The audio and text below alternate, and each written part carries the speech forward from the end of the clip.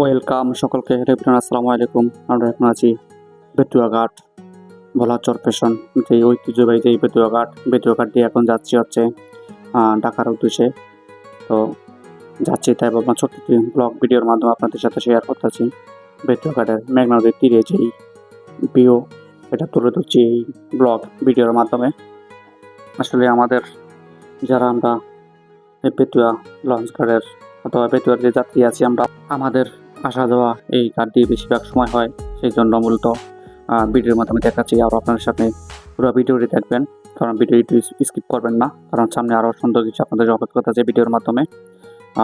তো যারা যারা আমার চ্যানেলে সাবস্ক্রাইব করেন, পাশে থাকে বেল আইকনে ক্লিক করে আমার চ্যানেলে সাবস্ক্রাইব করে দেবেন। ভালোবাসে আমাকে পাশে রাখবেন, আরও সুন্দর সুন্দর ব্লগ ভিডিও যেন আপনাদের উপর দিতে পারি। আর মূলত হচ্ছে আমাদের আজকে ভিডিওটার মূল কারণ হচ্ছে আপনাদেরকে বলছি, সেটা হচ্ছে যেই এই দোতলায় যে তিনতলা যে এসছে পার্কিংটা, অর্থাৎ এই বিল্ডিংটা করা হয়েছে ভবন, এই মূলত এই ভবন দিয়া আজকে যাচ্ছি। মূলত এই নতুন করে ভবনটা করা হয়েছে তৎকালীন গভর্নমেন্টের আমলে, মনে হয় সম্ভবত, আমি যদি ভুল না করে থাকি।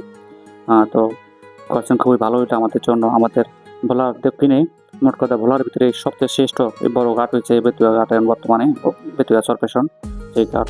কারণ এটার মতো এত আধুনিক করে কোনো একটা ঘাটও এখনও করা হয়নি আমার মনে হয় না, যদি আপনারা ভিডিওটি দেখে থাকেন।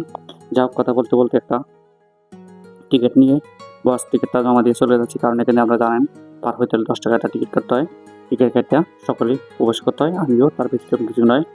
আমরা 10 টাকা টিকিট কেটে প্রবেশ করে পড়লাম। দেখেন কি সুন্দর আধুনিক, কেন বলছি, এই দেখেন আধুনিক ছোঁয়া এই জায়গায় অবশ্যই লাগছে, কারণ দেখেন দেখেন কি সুন্দর করে আমাদের এই এই নতুন নিউ পল্টন করা হয়েছে টার্মিনাল।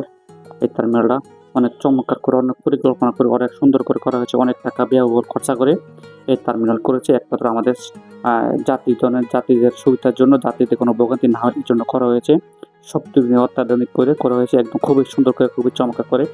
তৎকালীন গভর্নমেন্টকে অবশ্যই সাধুবাদ দেওয়া উচিত, কারণ ওনারা আমাদের সাধারণ যাত্রীর জন্য অনেক কিছু করছে।